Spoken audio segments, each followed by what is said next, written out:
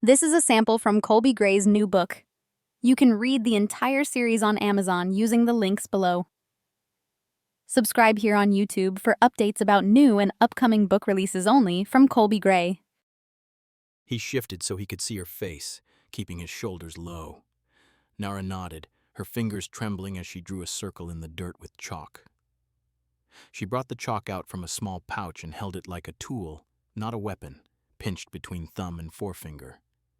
She set its tip to the ground and dragged it in a slow arc, maintaining contact so the line stayed continuous.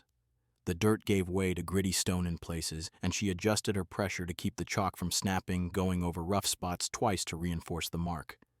She completed the circle by bringing the line back to its starting point and then pressing down at the join to make the connection unbroken. "I'll use the runes for concealment. Stay close, and don't break the line." She spoke in a tight, controlled voice, then placed the chalk down beside her knee so it would not roll.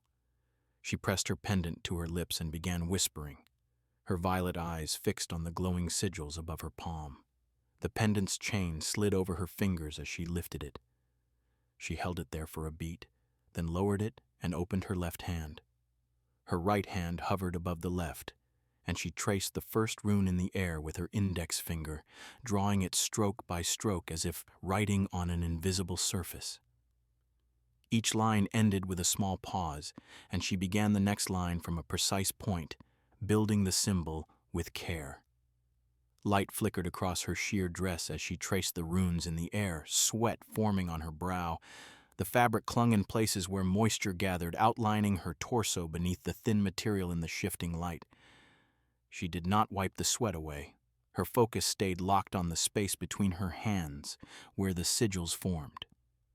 She adjusted her knees within the circle, moving them a few inches to keep her balance centered.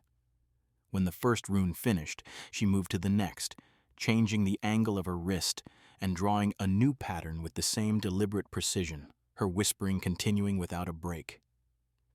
Aaron watched her hands for a moment, not the magic itself, but the boundary she was making.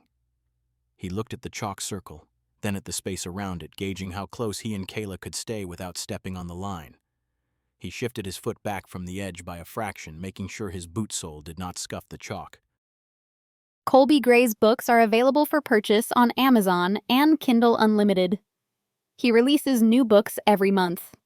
You can subscribe here and follow Colby's author page on Amazon to be notified when there is a new release.